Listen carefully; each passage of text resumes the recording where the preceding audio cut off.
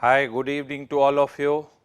So, today we will be discussing about elections, which is an important topic in the polity syllabus, and we will also be talking about Election Commission of India, which is a constitutional body, and in the syllabus there is an explicit mention about the constitutional body.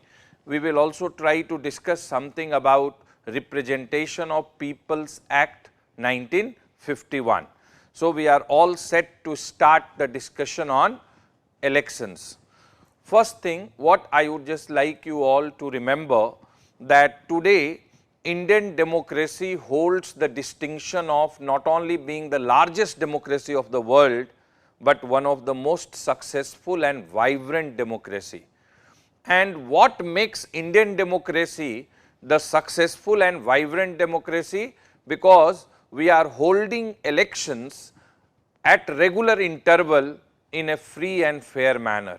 And not only we are conducting elections at regular intervals in a free and fair manner, but whatever is people's mandate, that is respected by all stakeholders. The elections which we are conducting, that is what is the reason for constitution of legislative house, that is what is the reason for formation of governments. So, very important. If you ask me, I will go to the extent that free and fair elections at regular intervals is considered the lifeblood of democracy. I always feel that free and fair elections at regular intervals,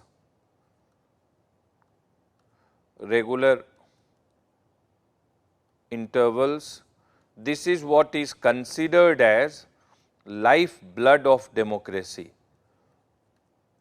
Lifeblood of democracy. Democracy cannot survive if within it there is no provision for free and fair election. And if you ask me, the Indian parliamentary democracy, the Indian constitutional democracy holds a phenomenal track record that whatever elections we have conducted in last 68 years, because for the first time we conducted the parliamentary elections in 1952. So, since 52 till 2020, if we see, in 68 years we have conducted several elections, and we have conducted all elections in a free and fair manner. And whatever has been the outcome, that has decided who will be the President of India, who will become the Vice President of India, who will be forming the government at union level, who will be forming the government in different states, and so on and so forth. So, elections at regular interval in a free and fair manner is considered lifeblood of democracy. Elections in Indian democracy is more like a festival. Go and see what is the current atmosphere despite COVID, despite pandemic. Go and see what is the current atmosphere and environment in the state of Bihar. In 3 phases, starting in the end of this month and in the first 10 days of November, Bihar State Assembly elections are scheduled. Already you just go and see a very surcharged atmosphere is there. People in every household, they are talking only about elections. What can be the possible outcome? They are excited that they will go and will vote, and their vote will become the reason for formation of new government. So, elections, free and fair elections are considered lifeblood of democracy.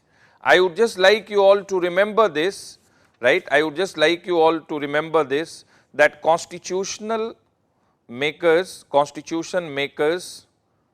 incorporated part 15 in Indian Constitution, part 15 in Indian Constitution, and Article 324 to Article 329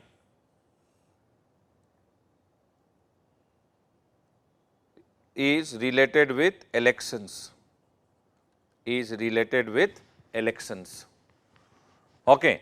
And particularly within this part, the constitution has empowered parliament, and constitution has empowered parliament to legislate and through legislation regulate all aspect relating to elections. So, I would just like you all to remember this, that under constitution, the constitution, right, Constitution of India, constitution empowers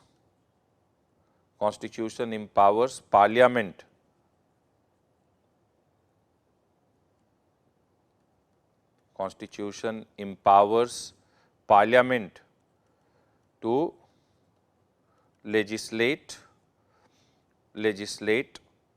in respect of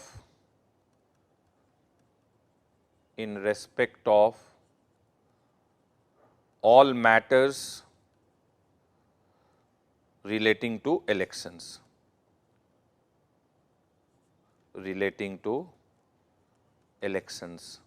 meaning what? Parliament can make law, okay, and by making law, parliament can regulate everything related with elections. For this, the constitution has empowered parliament, and using the power which constitution has given to parliament, parliament enacted Representation of People's Act 1950, another law Representation of People's Act 1951, two important laws. One is Representation of People's Act 1950 and second is Representation of People's Act 1951. And in our syllabus, we have to cover about Representation of People's Act 1951. Okay. But you need to remember that part 15 of Indian Constitution from Article 324 to 329 is related with elections, and within Constitution the Parliament is empowered to legislate in matters relating to elections. I would just like you all to remember that one of the most important constitutional body is Election Commission of India. Article 324 of Indian Constitution talks about Election Commission of India, and what you should remember, these three words you must always use whenever you are writing anything related with Election Commission of India, and these three important words are superintendence, right, superintendence, direction and control. Okay. So, superintendence, direction and control of elections is vested, right, election is vested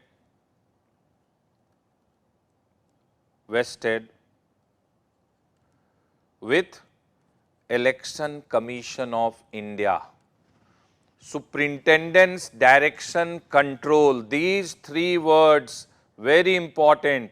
Any answer about Election Commission of India, if you are writing without the use of these three words, you will lose marks. You must use these three words, that superintendence, direction, control of entire process of elections is vested in Election Commission of India. Which elections? That is more important. Okay. Which election? Okay, that is more important. So, you should remember, right, that election of president, election of vice president, okay, election of parliament, meaning both the houses, Lok Sabha as well as Rajya Sabha, and election of state legislature, state legislature, okay, state legislature,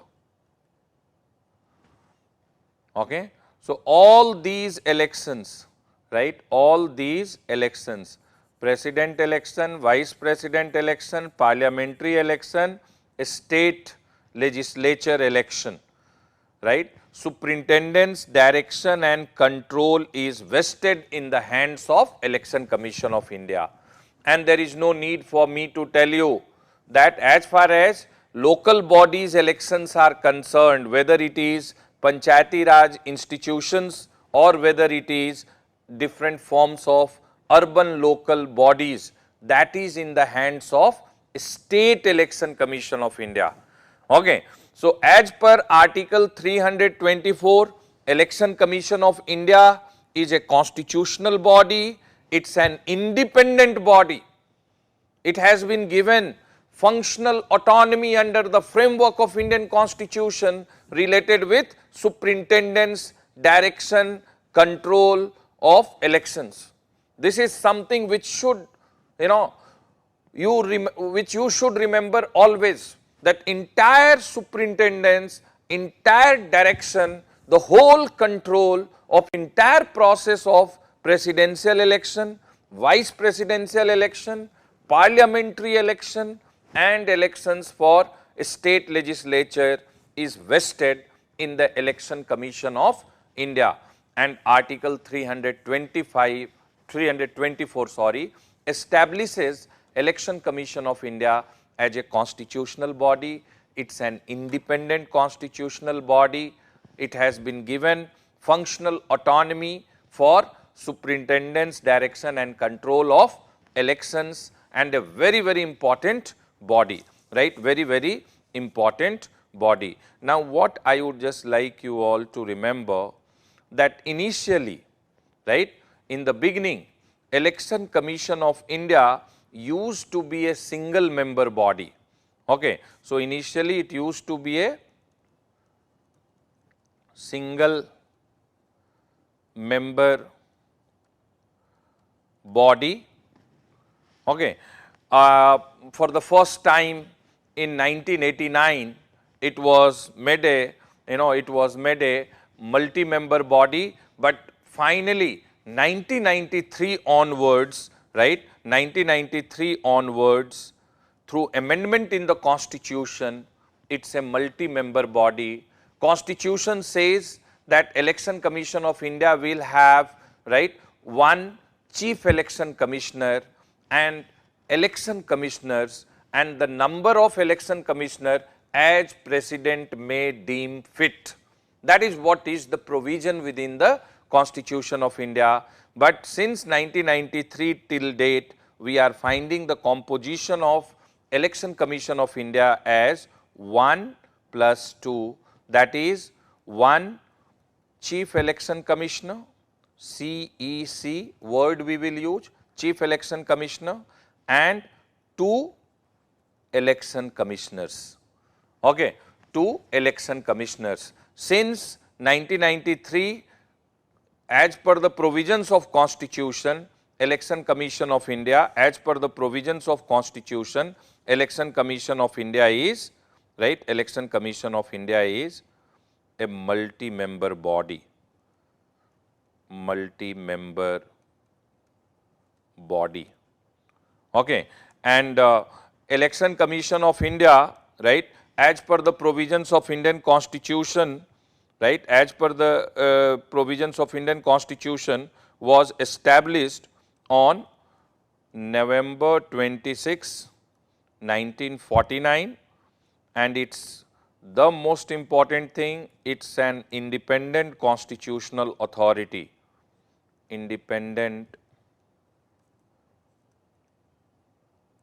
constitutional, it's an independent constitutional authority. Okay. And since 1949 till 1989, it was a single member body. First time it was made a multi-member body in 1989, but that was challenged in the Supreme Court and it was scrapped, and then the Parliament amended the constitution, and since 1993 Election Commission of India is now permanently a multi-member body. And if we see the present composition since 1993 till date, if we see this commission has one chief election commissioner and other two election commission. Okay, other two election commissioners. Now, if you have understood this, and I already told you what powers are vested with Election Commission of India, overwhelming powers have been given to Election Commission of India related with superintendence, direction and control of entire process of election, which relates with the President of India, Vice President election, parliamentary election and election of the state legislature, election of the state legislature. Okay.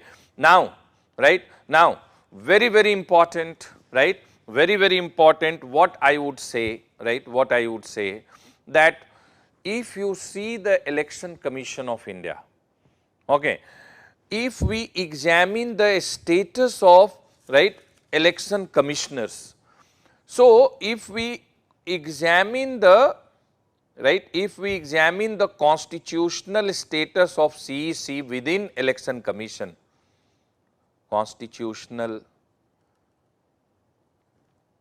status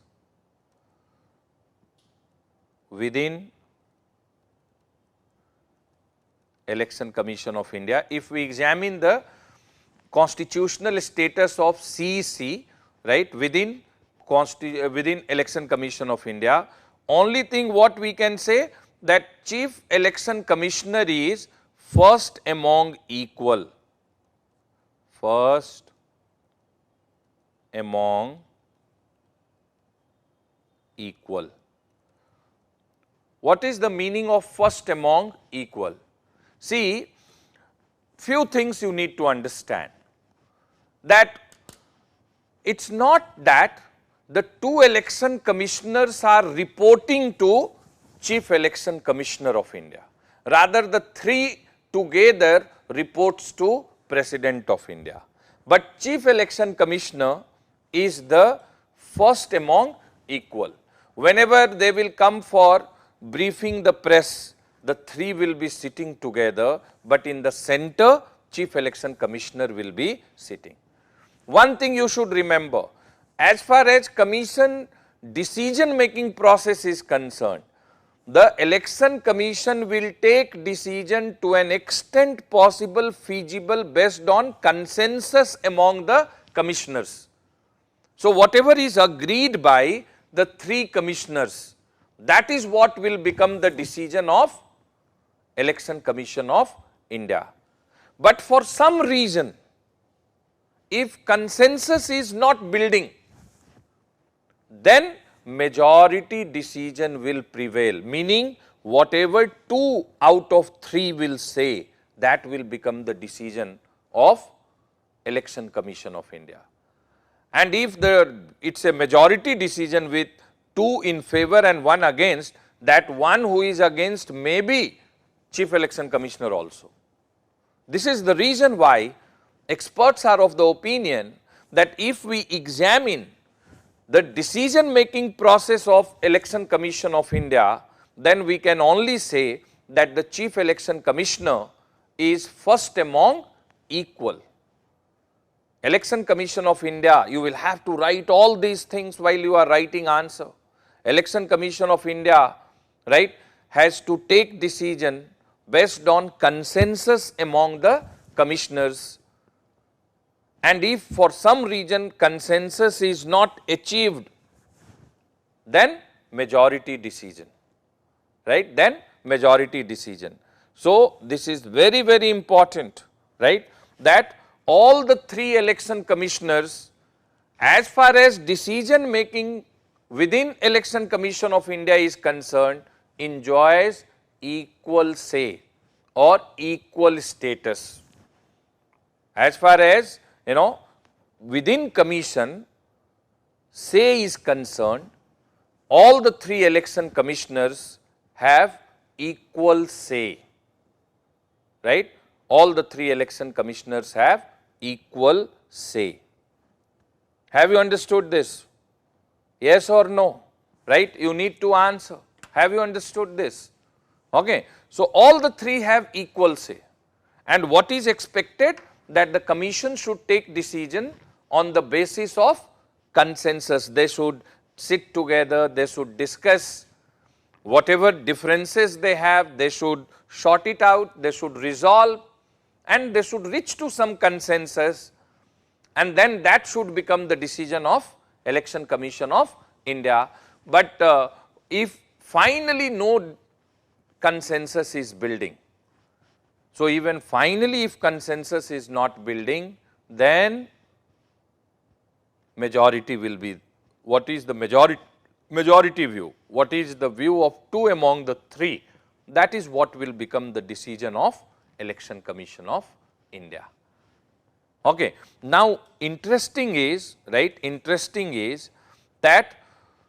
though the 3 election commissioners, right, though the 3 election commissioner, all three election commissioners have equal say,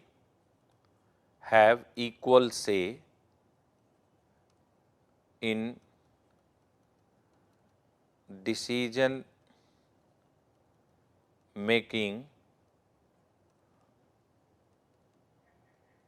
within Election Commission, right, within Election Commission, yet there is difference,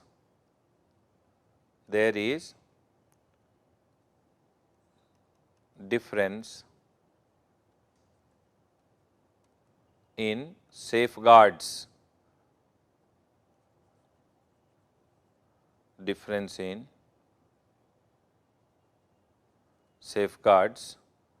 enjoyed by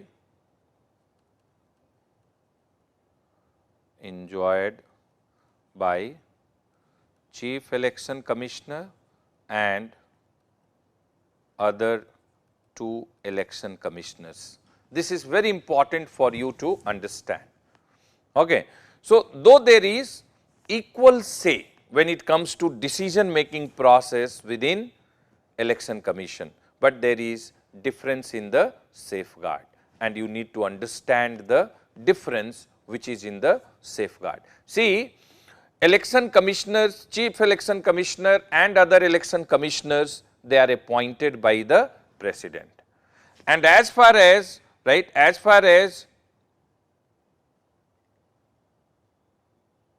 their term is concerned, appointed, all the election commissioners are appointed by President.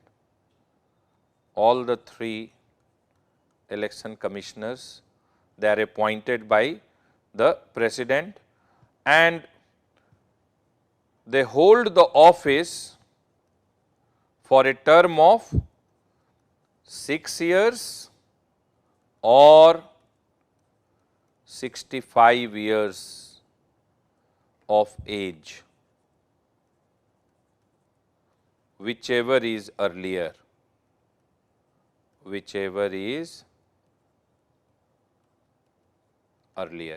So, what is the process of appointment? President of India will appoint the Chief Election Commissioner, President of India will appoint the other 2 election commissioners, and as far as the term is concerned,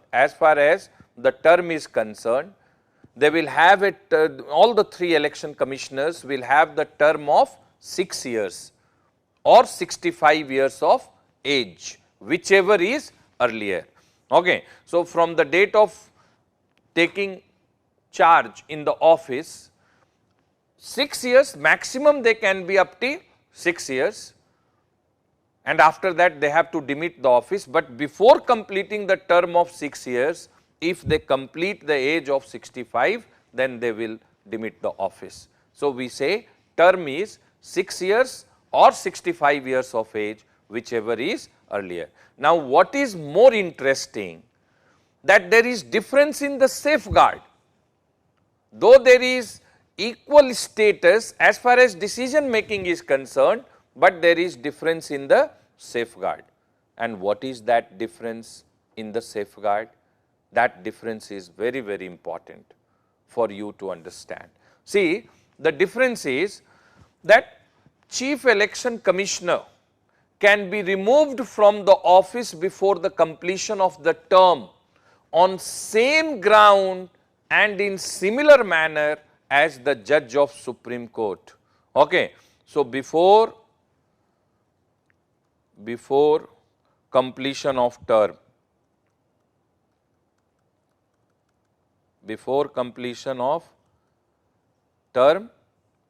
CEC, Chief Election Commissioner, can be removed on same grounds and similar manner as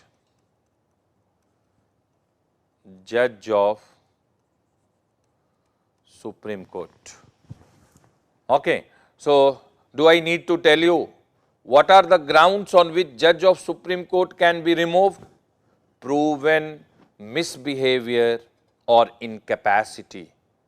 And do I have to tell you the process? I hope you all have studied that a resolution regarding the removal of the judge is to be passed with a special majority from both the houses of parliament.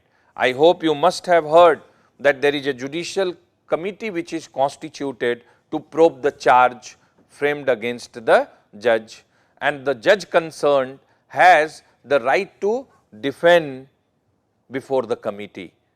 Okay. So, what I am just trying to say, same ground and in similar manner as Judge of Supreme Court is removed, only on same ground and in similar manner Chief Election Commissioner of India can be removed before the completion of term. But this is the safeguard which is available to the Chief Election Commissioner. As far as other election commissioners are concerned, the two other election commissioners, they can be removed by President on recommendation of CEC. Okay. So, other two election commissioners,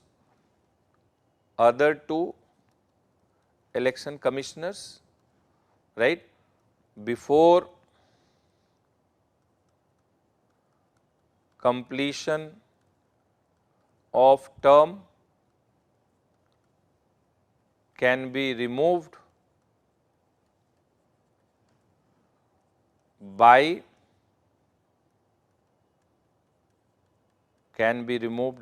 President on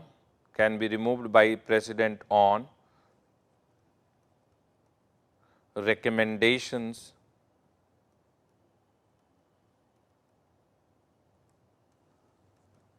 Chief Election Commissioner.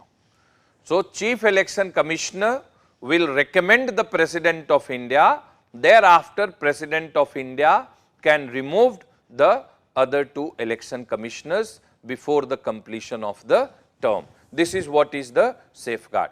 So, there is difference in the safeguard which is enjoyed by the Chief Election Commissioner and the other two election commissioners.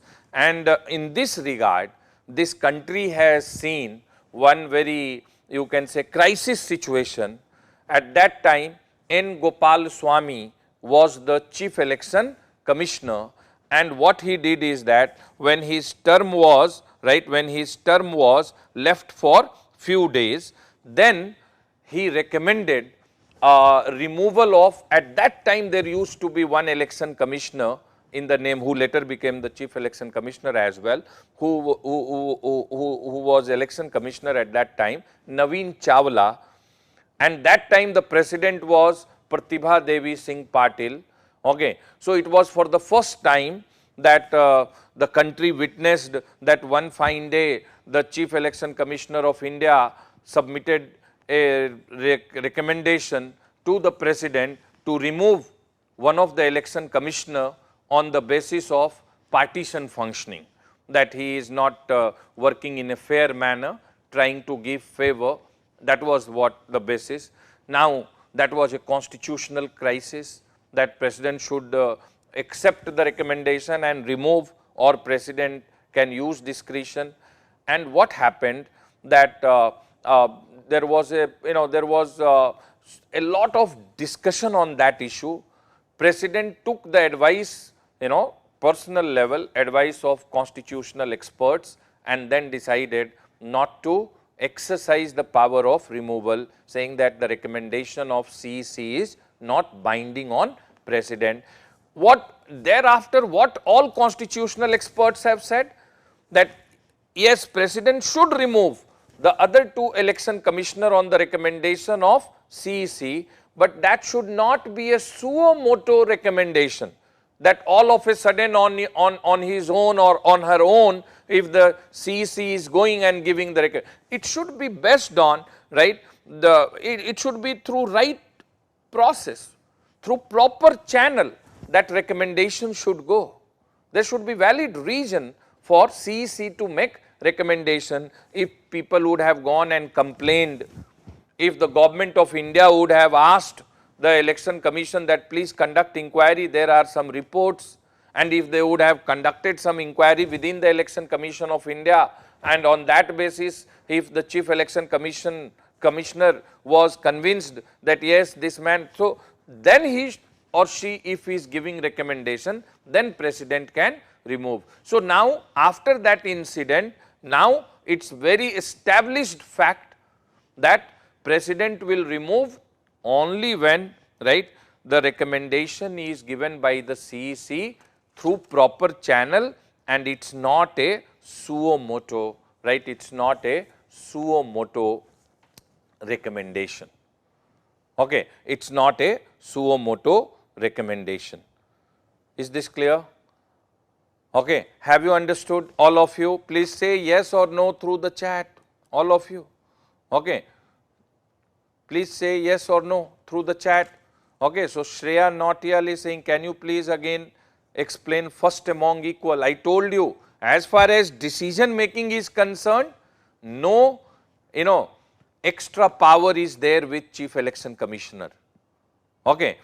He is also one among the three, because the commission has to take decision based on consensus, and if consensus is missing, then it will have, right, it will have the, it will take a decision with majority decision.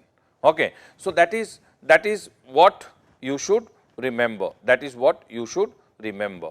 Okay. So, that is there. Karthik is asking, multi-member body, please see article 324 of Indian Constitution. Karthik, please look into article 324 of Indian Constitution. Okay. So, in the process of decision making, all the three have equal say, and that is why we say Chief Election Commissioner is first among equal, but there is a difference in the safeguard. Safeguards enjoyed by CEC is same as Judge of Supreme Court, meaning before the completion of term, CEC can only be removed on same ground and in similar manner as the Judge of Supreme Court, whereas other two election commissioners can be removed by the President on the recommendations of Chief Election Commissioner of India, but those recommendations, right, those recommendations should not be a suo motu recommendation that one fine morning you thought that let me give recommendation for removal. It should be based on, right, merit, and it should be based on complaint, it should be based on charges, right, it should be going to the President through proper channel, then only, the entire thing should be, written to the president while making recommendation that these things happened. I got information through these sources. Based on that, there was something within the commission, some inquiry was done, and then I am using my constitutional power and giving recommendation for removal. Then only the president can remove. Now, this is something which has been, no. So, this is one thing, right? This is one thing which you need to remember about election commission. Now, in this regard, what I would just like you all to remember that, see, constitutional experts are of the view that the time has come when we should go for electoral reforms in India, and many reforms we are talking which should be there, which we will discuss at different point of time. But one of the reform, even the Law Commission of India has given reform, right, that through amendment in the constitution we should give equal constitutional safeguard to all the 3 election commissioners. You can write also, right, that Law Commission of India has recommended, and many constitutional experts are of firm opinion that through amendment in the constitution, all the 3 election commissioners must be provided same nature safeguard related with term in the name of electoral reforms. This can be one step forward. Okay. Can you write, right, that even Law Commission of India, right, even Law Commission of India and even constitutional experts are of the opinion, right, of the opinion that all the 3 election commissioners must be given, right, must be given equal nature protection related with safeguard. This is one, right. So, this is what is the suggestion, right, this is what is suggestion. Suggestion number 2, right, suggestion number 2, that we should make the process of appointment of election commissioners, right, appointment process of election commissioners a bit more broad, fair, transparent. We should make the entire transparent, consultative, right, consultative, merit based,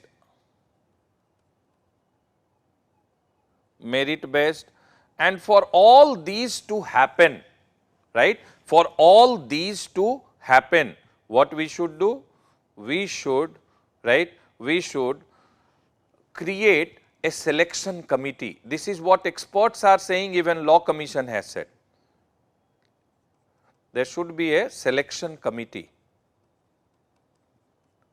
to suggest name to president, and this selection committee should be headed by Prime Minister, right. It should also include leader of opposition in Lok Sabha, and it should include CJI, Chief Justice of India, or his nominee judge. If CJI don't want to participate, he should nominate one judge who should participate. Okay.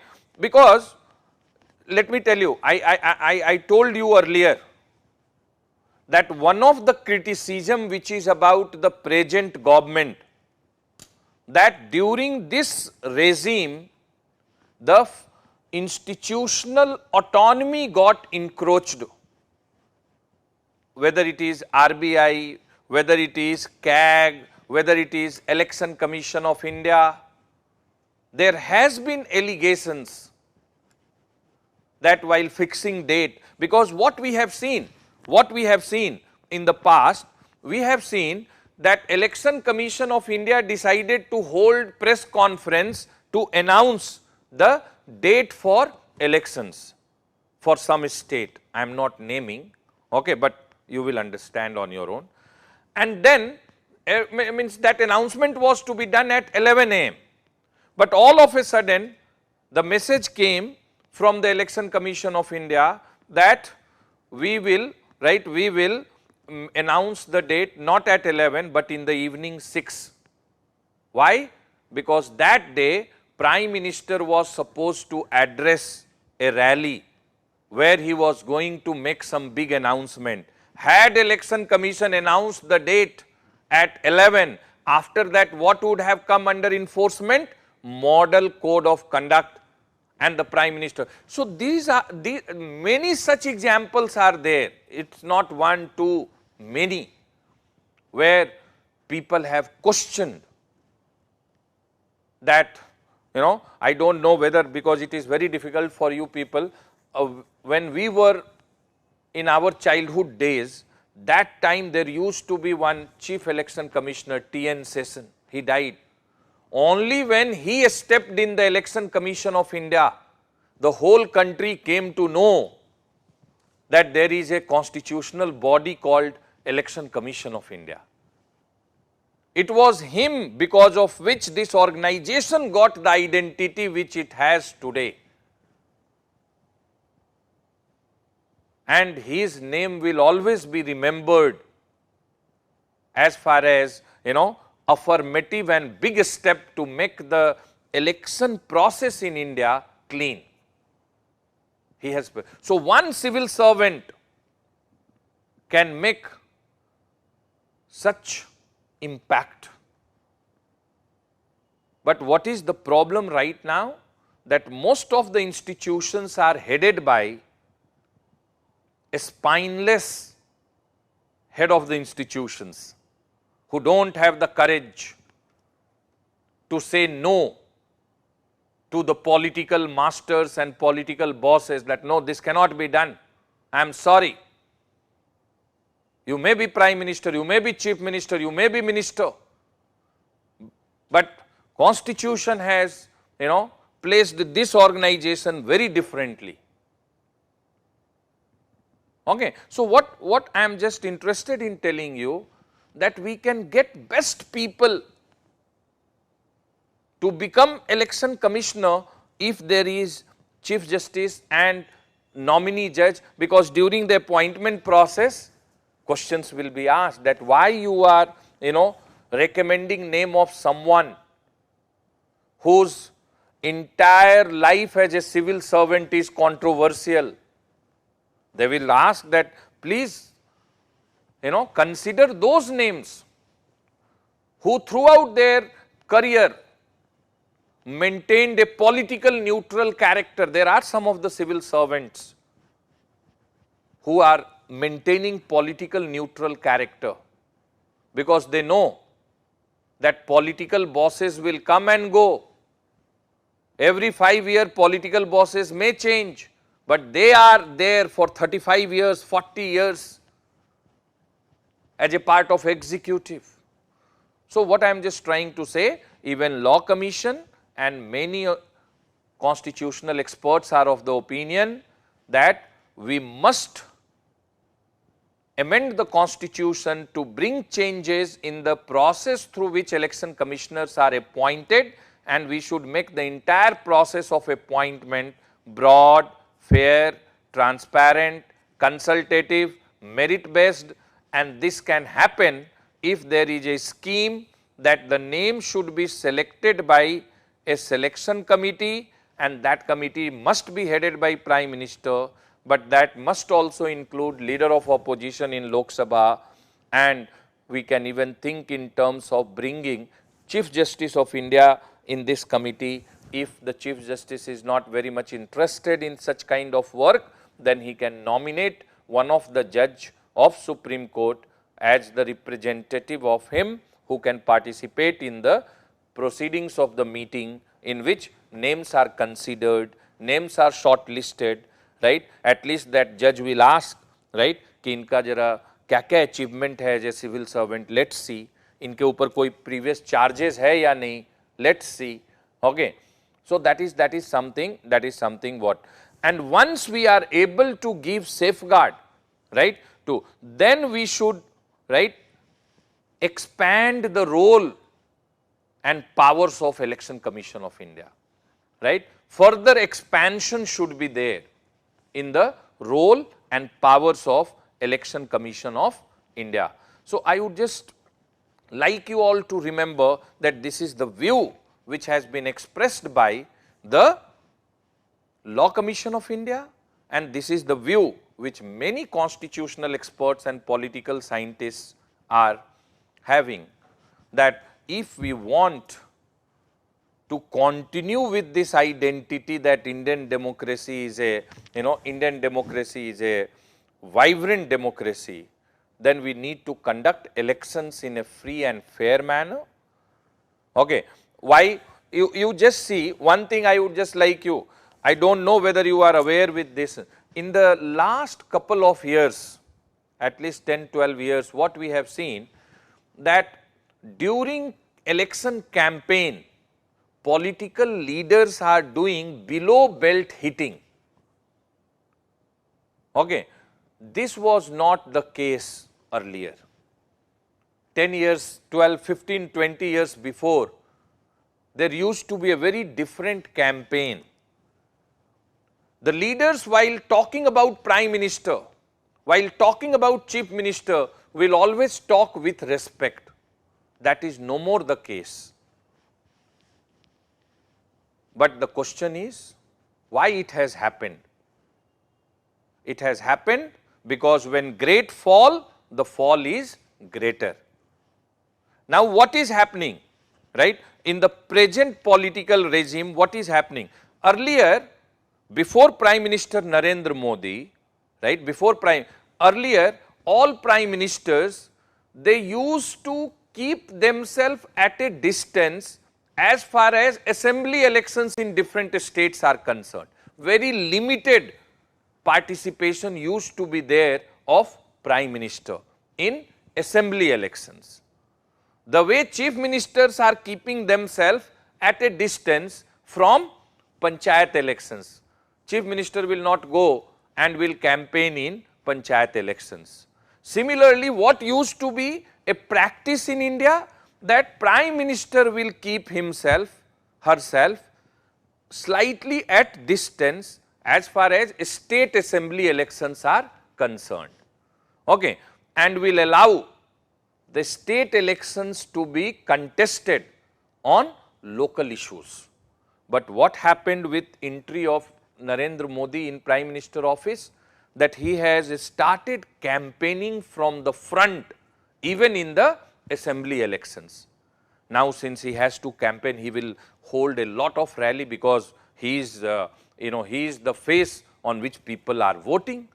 So party will try to use this to even win the state elections. So he is asked to campaign. Now when he is campaigning, what will happen?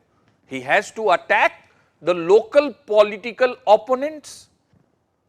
So he will attack, and thoda sa Prime Minister Modi, you know very well that when he start attacking the political opponent, he will, for a moment forget that he is the Prime Minister. He will speak many things which otherwise should not be spoken by the Prime Minister. Now what will happen? In return, the local opposition leaders will attack Prime Minister, and in their political attack, they will go to an extent which together is lowering the dignity of our democracy. That is what is happening. I will tell you, since Bihar is going for elections, so you can understand this. Last time in 2015, right, in Bihar election, RJD, JDU, Janata Dal United of Nitish Kumar, Congress, they were on one side, and BJP, LGP was on other side. And Prime Minister was addressing a rally in Bihar. During the address what he said about something about DNA of Nitish Kumar. In Hindi he said, right, that इनके DNA में ही खोट है. Okay. After that, right, after that, the local leaders, they counter-attacked Prime Minister with those words which I can't even speak. I still remember UP election was there. Now again Prime Minister was campaigning. So Prime Minister was targeting Mayawati. ठीक है? So while he was targeting Mayawati, he said that, in Hindi he said, for the benefit of our students from South India and northeastern part of India, right, I am saying in English what he said. He said, only after coming to UP, I realized that there is a Devi, goddess, in Indian politics in state of UP, who likes to be garlanded with, currency notes. Okay. So he was making an attack, right? He was making an attack that कि UP में एक ऐसी देवी हैं, राजनीति में देवी हैं, जिनको फूलों की माला की जगह नोटों की माला पसंद है और वो हमेशा नोटों की माला पहनना चाहती हैं, right? She wants to be garlanded with currency notes. That is what he said. ठीक है? In the evening, Mayawati was asked to comment on this by media. You know what Mayawati said? Mayawati said, and she said in Hindi, again I will translate for the benefit of, she said in the evening कि इस प्रधानमंत्री से कोई महिलाओं के प्रति आदर का उम्मीद मुझे नहीं है. She said that I don't expect respect towards women from this Prime Minister. And then she said कि ये प्रधानमंत्री जो शादी करने के बाद अपनी पत्नी को बिना तलाक दिए हमेशा के लिए छोड़ दिया और एक बार भी नहीं पूछा कि तुम कैसी हो, जो अपनी मां का पैर छूने जाता है तो कैमरा लेकर जाता है ताकि मीडिया फोटो खींचे. बोला कि who is other leader who will go to touch the feet and will allow media? If prime minister will not allow media, media can not. So she attacked the Prime Minister on very personal front. And so many such incidents are there. When Prime Minister was campaigning in Bengal, he attacked Mamata Banerjee. In return, Mamata Banerjee attacked the Prime Minister. And this is now the story in every state. Why? Because Prime Minister is involving too much in state elections. In federal polity, parliamentary election, we understand, should be on national issues. State election should be on local issues. So all these changes have taken place. Now what I am just trying to say, that during elections, the kind of campaign which is happening, we are finding Election Commission of India is a silent observer and a spectator. That was not the case 20 years before. If somebody will speak wrong, immediately he will be slapped with notice and then will be asked that you cannot campaign, whether it is anybody, whosoever it may be. Election Commission should remain as a watchdog. Anything which is said by any leader which can arouse negative sentiments among people, that should not be allowed in the name of campaign. In the name of campaign, you talk about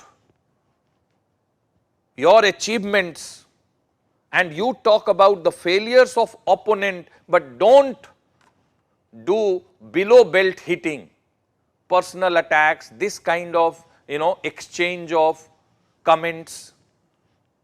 Too bad. With every year, a standard of election campaign in India is going down, down, down and further down.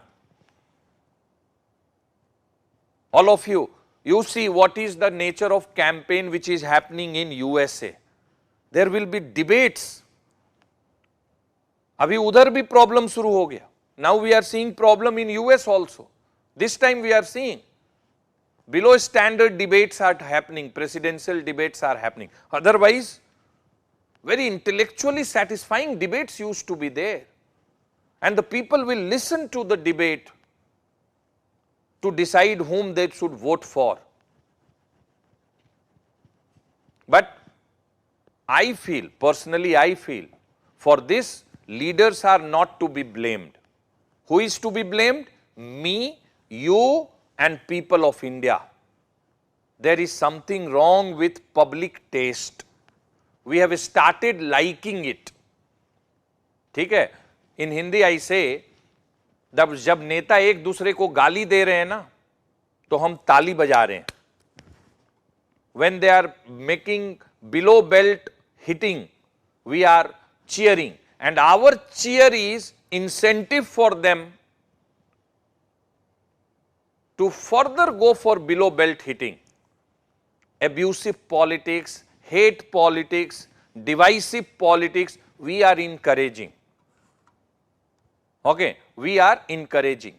Again, this debate, no, it's why media is becoming irresponsible, because we have started liking their irresponsible reporting. All nonsensical reports have higher TRP rating. When somebody is shouting in the, newsroom,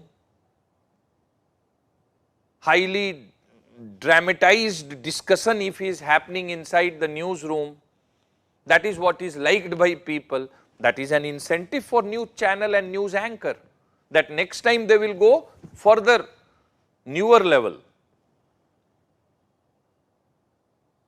So this is why we need to expand the powers of Election Commission of India, and we want Election Commission to use its power, okay, use its power.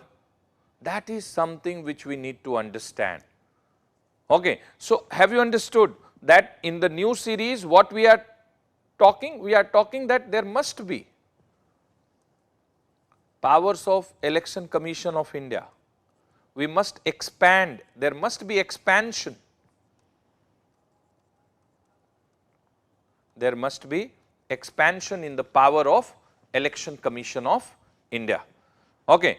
Now, Election Commission of India, right, Election Commission of India is not only having the role for, right, is not only having the role for superintendence, direction and control of elections, but Election Commission of India has advisory jurisdiction also. Advisory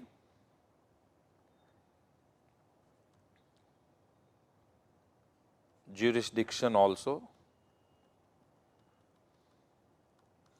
And what is the advisory jurisdiction? What is the advisory jurisdiction?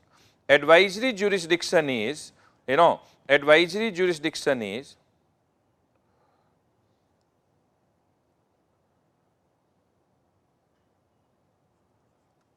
post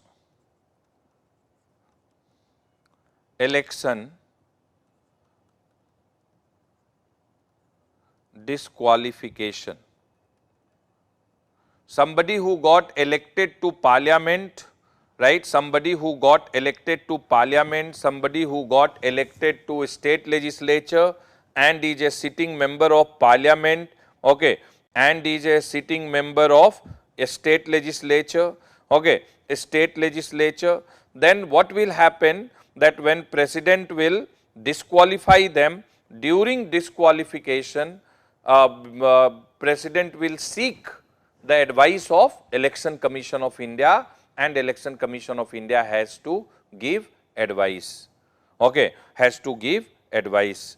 And let me tell you that in such cases, the opinion of Election Commission of India is binding on president or governor, as the case may be. Okay, so Election Commission of India also has a advisory jurisdiction. Advisory jurisdiction is related with what? Post election disqualification by the president, Okay. And on what basis post-election disqualification, right? On what basis?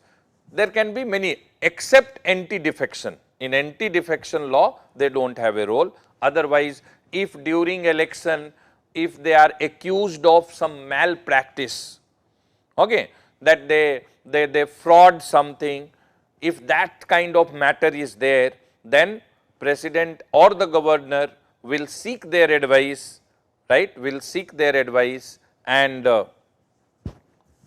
their advice is binding, right, their advice is binding. Not only that, Election Commission of India also has the power to disqualify, right, disqualify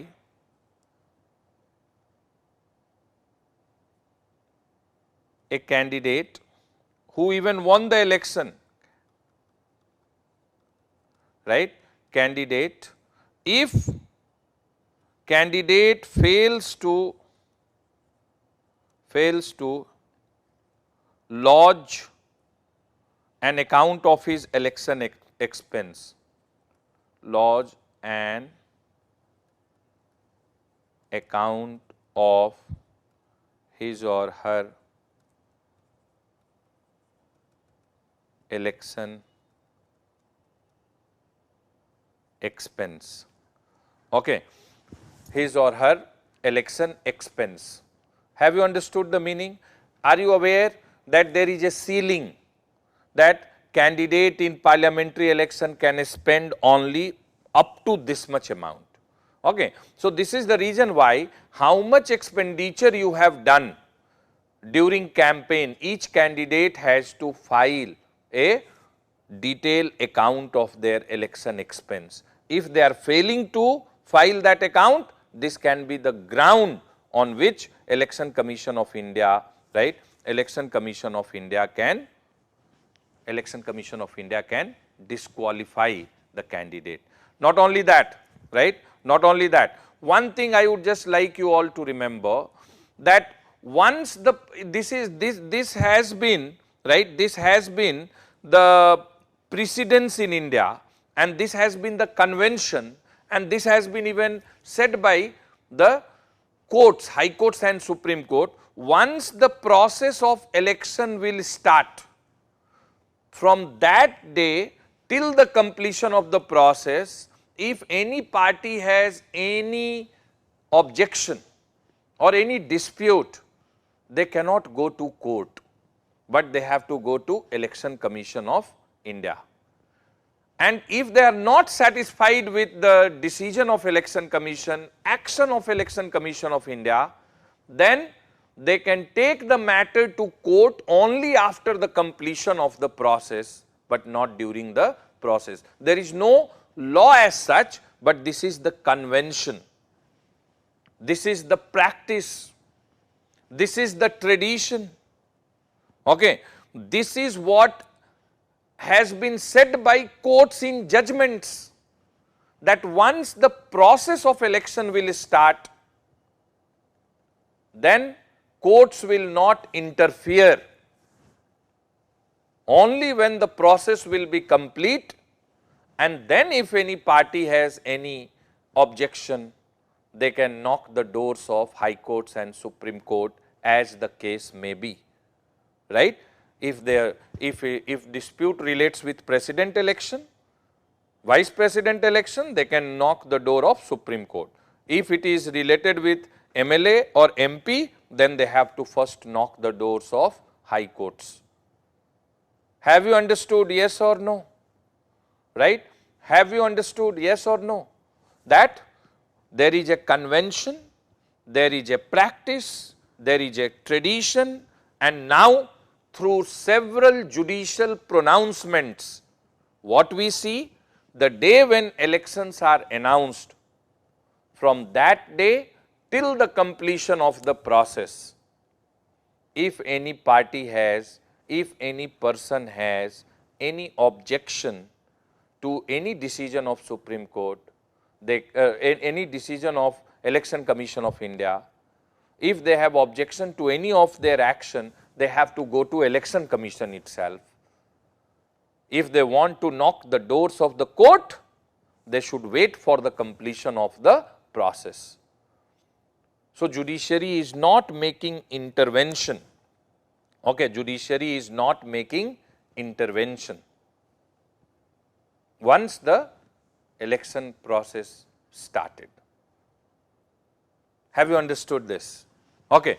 So, these are some of the things which you should know about Election Commission of India. Now, can 3 commissioners conduct elections in India on their own, where the voters number is more than 850 millions?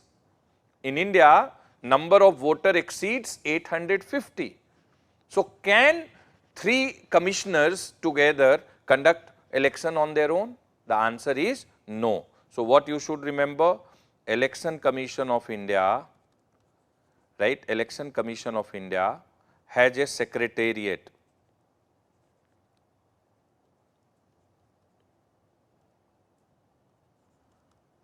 Has a secretariat which is located in New Delhi,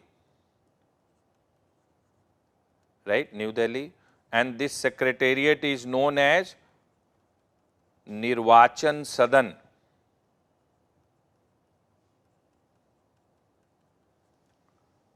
Nirvachan Sadan. And in this secretariat, right, in this secretariat you will find 2 to 3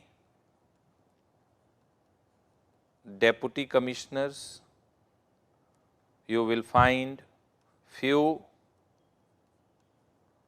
director generals, and you will find 300 plus administrative, technical, support staff, okay, support staff, okay. And you will find that IS officers are coming on deputation in Election Commission of India, and officers from other departments are also coming, employees are also coming, and this is again one of the recommendations of Law Commission, and many constitutional experts feel that why officers should be brought from different ministries and department on deputation in Nirvachan Sadan, which is the Secretariat of Election Commission of India. Law Commission and all experts have said that there should be an permanent independent Secretariat of Election Commission of India. Let them do their own recruitment. They should recruit officer on their own, or if they cannot recruit, then the way UPSC conduct exam, there should be, right, one post which should be created within the Secretariat of that you will permanently work in Election Commission of India as an officer. This has been the recommendation, but as of now we are not talking about what ideally should be, but what exactly is. Right now there is a secretariat in Delhi, right, with the commission which provides secretarial assistance to Election Commission of India. So, 3 commissioners, then to support these 3 commissioners, then what we have 2 to 3 deputy commissioners, there are 4-5 director generals, right, and then there are 300 plus administrative and technical support staff in the Election Commission of India. Now, the question arises that can the 300 people and the 3 commissioners conduct election in whole India? Tell me, can they conduct election in whole of India? Yes or no? Tell me, all of you, yes or no? Can they conduct? No. So, how we are conducting elections then? How parliament election is conducted? How the elections for state assembly is conducted? Okay. How the elections for state assembly is conducted? So, what I am just interested in telling, right, what I am just interested in telling that, right, that you just see, under Representation of People's Act, under Representation of People's Act 1951, Election Commission of India, and this is the name of officer's name which will come, right, which will come most of the time in the news. So, under Representation of People's Act 1951, what you will find? You will find that in each state, Election Commission of India will appoint a senior IAS officer from the state cadre as CEO, Chief Electoral Officer, right, Chief Electoral Officer of the state. Okay. And this Chief Electoral Officer will work under the Superintendent's direction and control of Election Commission of India, and it is a very important appointment. So, Election Commission will consult with the state government and then will appoint a Chief Electoral Officer in the state, and the state government is obligated to provide secretarial assistance to CEO. Okay.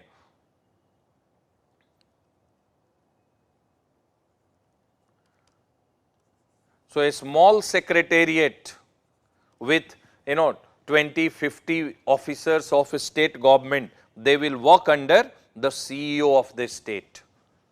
You should remember this, right? You should remember this. Again, very, very important.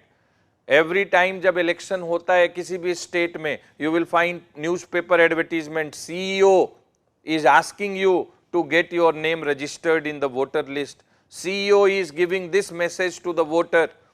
Okay. So, senior IAS officer in the state cadre normally is appointed as Chief Electoral Officer under the provisions of Representation of People's Act 1951 by Election Commission of India. And while appointing CEO, Election Commission is very particular. They will appoint some IAS officer who during their term as IAS maintained a political neutral character and has impeccable integrity and is known for being a very strict upright officer. Okay. Such people are appointed normally as Chief Electoral Officer. The appointment is done by the Election Commission of India and consultation with state government. Election Commission will ask state government that you just suggest 3-4 names, okay, and we will select on the basis of their track record. We will also have some intelligence, vigilance input about them, and then we will appoint somebody. And once we appoint that, then the state government has to provide a small secretariat to work under the Chief Electoral Officer of the state, and he is the officer who on behalf of Election Commission of India under the overall supervision, direction and control of Election Commission of India will do the work. Okay. So, that is what is that is what is the thing you should you should remember about Chief Electoral Officer is appointed. Now the question is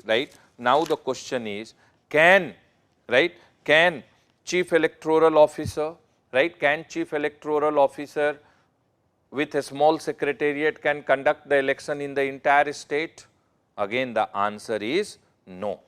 Okay. So, what you should remember that in the part 4 of Representation of People's Act 1951 and particularly section 9 to 29, this talks about administrative machinery,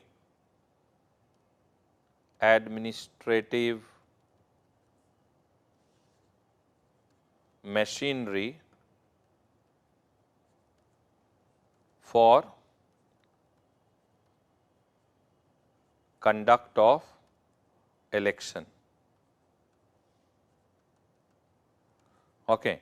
administrative machinery for conduct of election. So, whenever elections are to be conducted, whenever the elections are to be conducted, that time a administrative machinery is to be created, and that administrative machinery finds mention in Representation of People's Act 1951, and it finds mention from section 19 to section 29.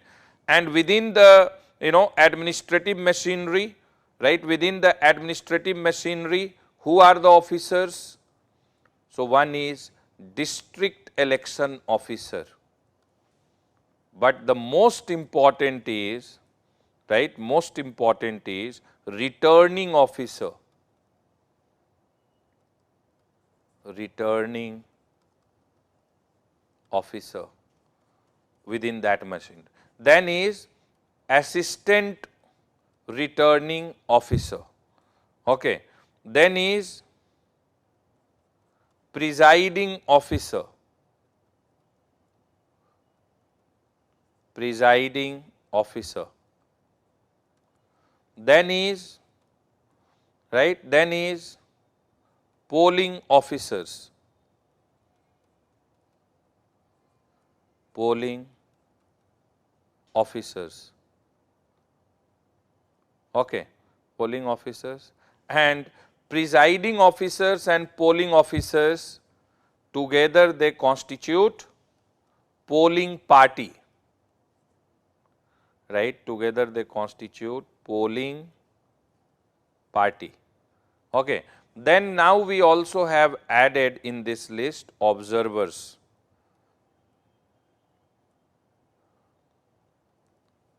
Observers. Okay. So, district election officer, returning officer, assistant returning officer, presiding officer, polling officer, right, and observers. They all are the part of administrative machinery for conduct of elections, and these all finds mention where? In part 4, section 19 to 29 of Representation of People's Act 1951. And from here onwards, the discussion is commonsensical, because if you go to rural part of India, and even if you talk to a illiterate person, they know very well who is presiding officer, what powers are there, but sad part of the story that many educated people in cities, they are not knowing about presiding officer and polling officer, because even after being eligible voter, many of them have not gone to polling station and have exercised their voting rights, and this is why, right, their awareness level is very low. So, let me tell you first, right, first see, as far as district, right, as far as district election officer is concerned, it is at district level. Okay. As far as returning officer is concerned, returning officer is at constituency level. For every constituency, there will be a returning officer. In Lok Sabha election, for each Lok Sabha constituency, there will be a returning officer. In the state assembly election, for each assembly constituency, there will be a returning officer. Normally, right, normally, who is returning officer in Lok Sabha elections, right? Normally you will find the DM, DC, and if not, then DDC or SDM of that particular subdivision is the returning officer of that constituency. And when it comes to assembly election, normally we see block development officers or tehsildars, right? They are the returning officers, right, in assembly elections. But only thing I would like you all to remember, returning officer is at constituency level. For every constituency, there is one returning officer. And returning officer, if you become an IAS officer, for sure, in first 7-8 years of your career, you will become returning officer in 1 or 2 elections. And if you will become returning officer, at least for 1 or 2 months, you will have many sleepless nights and you will have to work 20 to 22 hours, 20 hours minimum, 3-4 hours sleep only. So much work is there. Such an important, right, place is of returning officer. But some moment of pride will also be there. You know why, right? What is the work of returning officer, right? What is the work of returning officer? Very, very important, right? Very, very important. See, returning officer has to arrange in his constituency the EVMs in consultation with DEO and CEO. Not only that, he has to train the polling party. Training to polling party. Polling party is what? Presiding officer and polling officers. So he has to train the polling party. Okay. Not only that, right? He has to send the polling party to booth. He has to ensure that all EVMs are working. All candidates will come and file nomination in front of them. So if you are returning officer of Varanasi constituency, you will get a call from whom? Prime Minister of India. Prime Minister will call you and will ask you, sir, I am the Prime Minister of India, but I want to contest election from Varanasi constituency. I want to seek an appointment of yours to come and file my nomination papers. Please give me the appointment.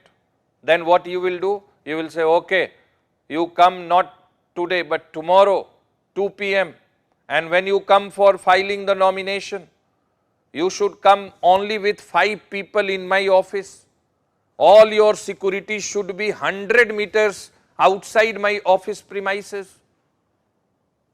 All such instructions you can, and the Prime Minister from the other side will say, thank you very much, sir, for giving me this appointment and opportunity. It's not about Prime Minister. If you are in, Wayanad constituency, then Rahul Gandhi will call you. Okay. If you are in Ahmedabad constituency, Amit Shah will call you. If you are in Lucknow, Rajnath Singh will call you, and so on and so forth. So all candidates files nomination papers before returning officers of the constituency. Not only that, for all independent candidates, symbols are allotted by returning officers. You will contest on which symbol, that is allotted by returning officer. He will check the papers of nomination and will accept. He will allow candidates to withdraw their nomination. If any problem is there, he will cancel the nomination.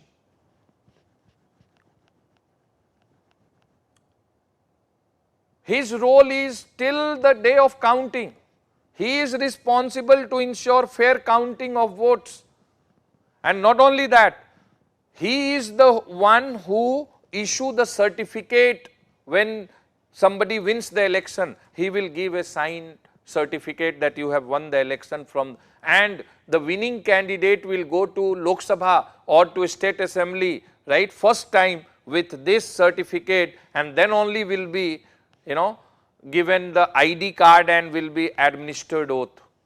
So very, very important is the role of returning officer.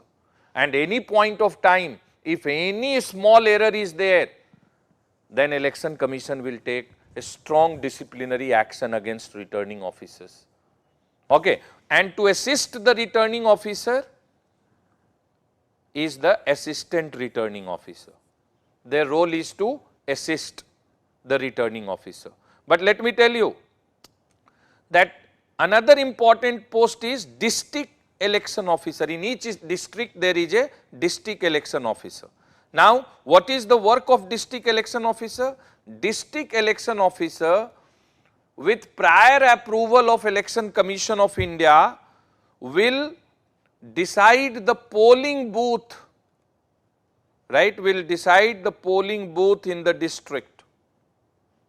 And वहां पर बहुत सारा rules follow करना है district election officer को.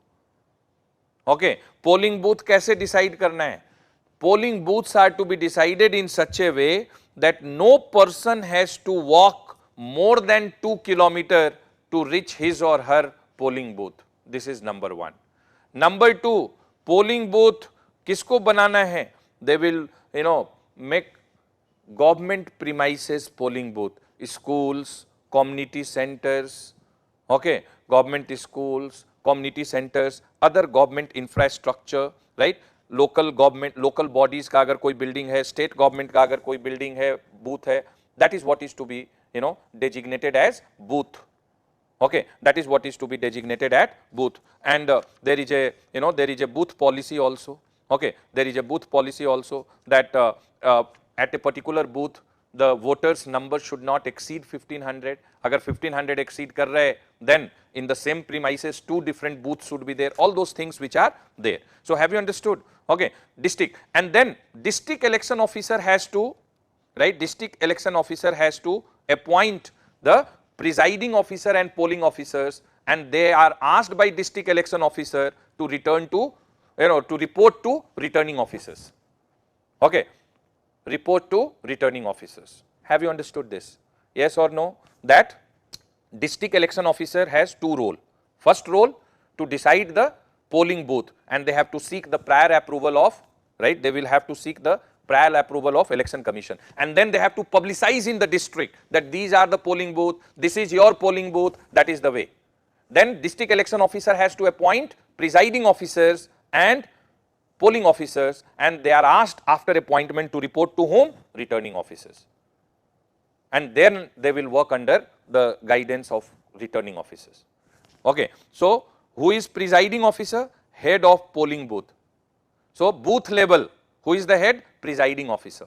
And to assist presiding officer, polling officers are appointed. And on the day of election, presiding officer of the booth has been given so much power that you can't even imagine. For that polling booth, he is like the chief minister of one day. Everybody will enter the booth with his permission. If he will send a report that this officer, even chief minister name if he sends, that he entered the premises without my permission, then election commission will blacklist all senior IAS, IPS officers or politicians on the report of presiding officer. Entire activity in the premises of the polling booth is under the superintendent's direction and control of presiding officer. Okay, and to assist presiding officer, polling officers are appointed, right? Polling officers are appointed. Let me just tell you, right? Let me just tell you that on such booth where the voters number is,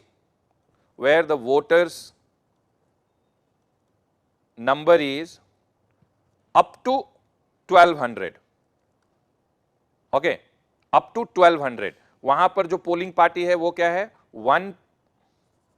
one presiding officer plus 3 polling officers. Okay, this is the composition of polling party. 1 presiding officer, and to assist the presiding officer, 3 polling officer, and presiding officer will distribute the work to polling officer. एक को बोलेगा कि आप जो है voter ID check करिए और उनका नाम देखिए वोटर लिस्ट में, दूसरे को बोलेगा इनको इंक लगाइए, तीसरे को बोलेगा कि आप जो है क्लियरेंस दीजिए, and then person can be allowed to press the button in EVM. All who will do what is to be decided by the presiding officer inside the polling booth. Okay, so that is something you should. If voters number is between 1200 to 1500, then the polling party will have 1 presiding officer plus 4 polling officers, plus 4 polling officers. Okay, so if the number is between 1200 to 1500, then there will be 1 presiding officer plus 4 polling officer. This is what is the composition, right? This is what is the composition of polling party. And if there is simultaneous election,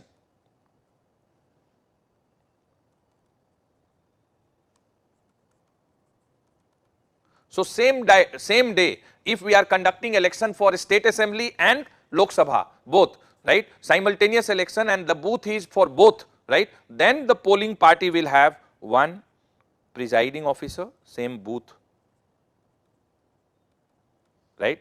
So, 1 presiding officer plus 5 polling officers.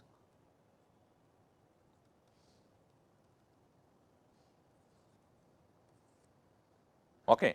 And presiding officer will collect the polling material and along with polling officers will reach to the booth, will conduct the election at the booth, and with the polling material will come back to returning officer and will assist the returning officer in ensuring that EVMs in sealed form are kept in the strong room for till the day of counting.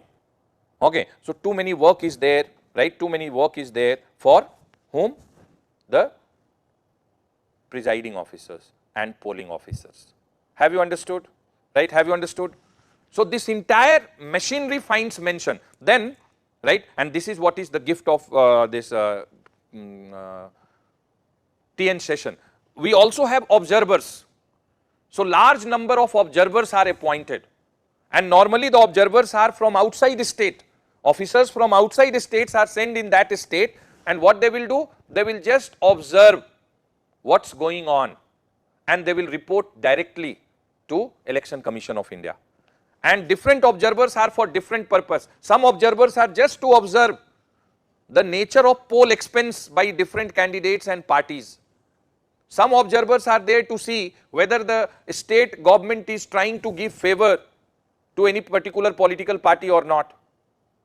So, observers are there to observe and send their report directly to Election Commission of India, and on their report Election Commission may cancel election in some booths, may cancel the candidature of some candidates, and they are normally the officers from outside state appointed who are asked to go and stay in that state for some time and just to observe every activity related with And let me tell you, ये जो है ना returning officers, assistant returning officers, polling officer and presiding officers, from the day of their appointment till the completion of election, they are on deputation to Election Commission of India, and Election Commission of India can directly take action against them for negligence, misconduct, non-compliance of any directive, or if they are found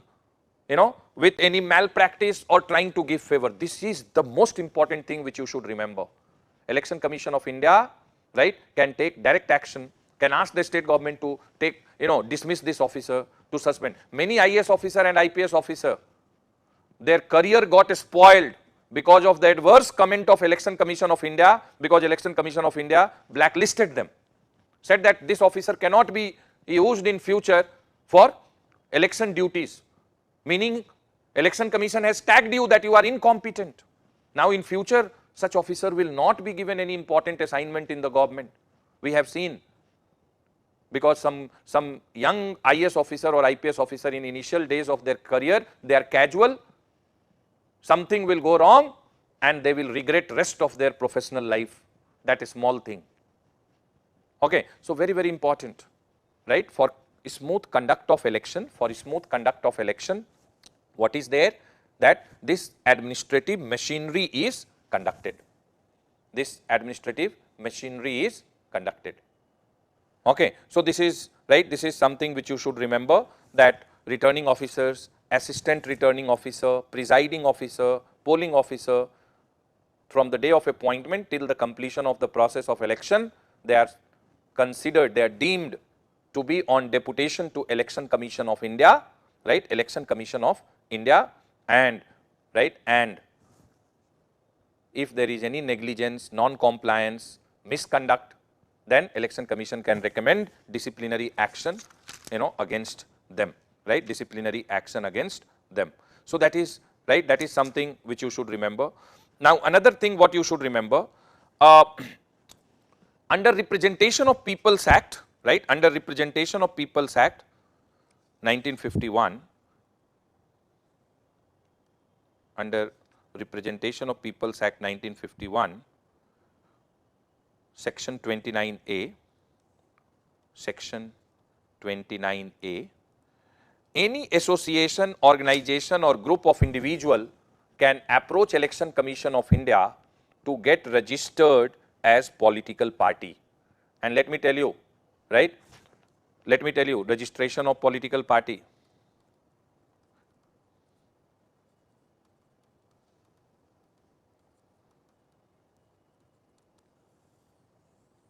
Okay. So under section 29A of Representation of People's Act 1951, what is there? Any association, organization, group of individuals, right, can approach Election Commission of India to get it registered as political party, and political parties are also considered lifeblood of elections. We cannot have elections without political. They are very important in democracy. They have a very important place. So registration of political party. Now, on what basis Election Commission of India will register a political party? First is they have to pay the registration fee. As on date, the registration fee is 10,000 rupees. So they will have to, submit a DD in favor of Election Commission of India, okay, which is duly authenticated, and then only there can be registration. So registration fee is to be paid. That is number one. Number two, name of the party, address, head office, local unit. Details are to be given in the prescribed format. Election Commission of India has prescribed the format that what will be the name of the party, what will be the address for correspondence with the party, what will be the head office of the party, where will be the local units of the party, that is there. Number three, details of important office bearer, complete details of important, who will be the president of the party, right, all details, okay, who is the general secretary, who is the vice president, who is the treasurer, who is the spokesperson, like that, details of important office bearer. And then affidavit by 100 primary members of the party. So 100 members will have to give a affidavit that they are not having the membership of any other political party. Now they want to be the primary member of this party. So 100 member, they have to give affidavit, and they are the primary member.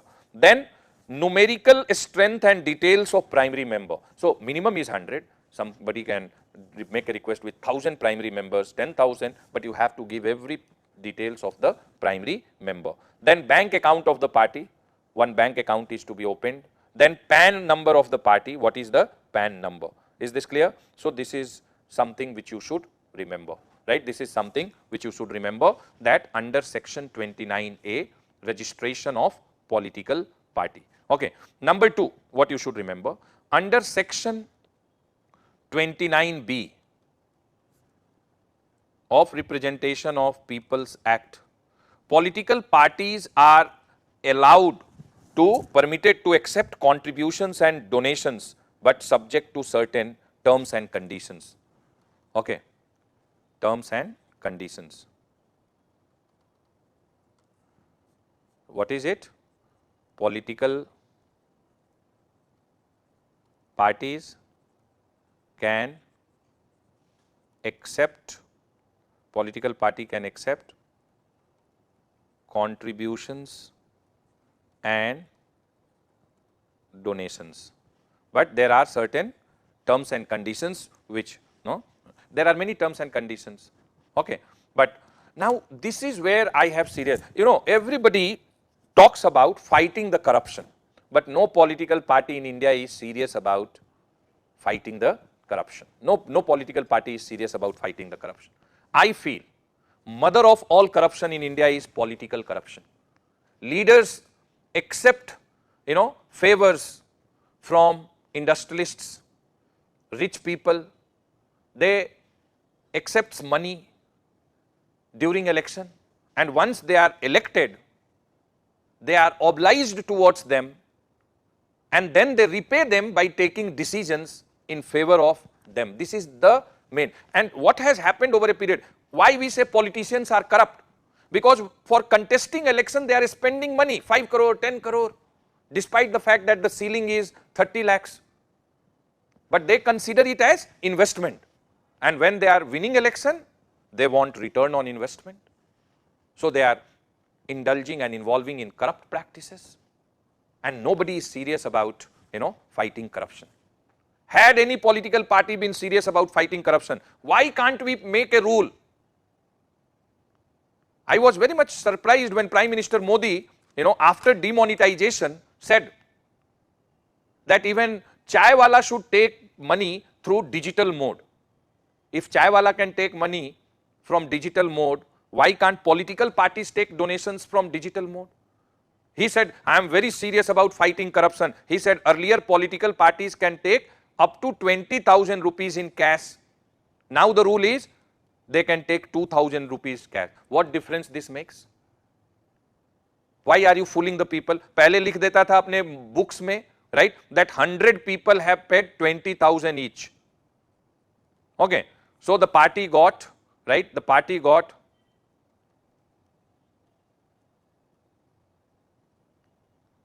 20 lakh rupees, and they don't have to give detail about the 20 lakh. Now what the party will do? Party will write in its book that 1,000 people have given 2,000 each. So the party got 20 lakh. Now they don't have to give any detail about the 1,000. What difference? When you say that, instead of 20,000 up to 2,000 cash donation can be there. Nobody is serious. And there is no need for me to tell you, right, that money power is playing a very important role as far as winning elections in India is concerned. I will be talking separately in one class about the new electoral reforms. There I will talk that how we can, how we can bring transformation and we can eliminate muscle power and money power's role in winning elections. But for that, the country is in need of a visionary leader who will say, no matter how much personal price I may have to pay, but I want to gift this country with these changes. Can you imagine the quantum of money which they are spending? It's not me saying, reports are saying. There is an organization, Association for Democratic Reforms. Now let me tell you, right? Let me tell you, elections rally are organized.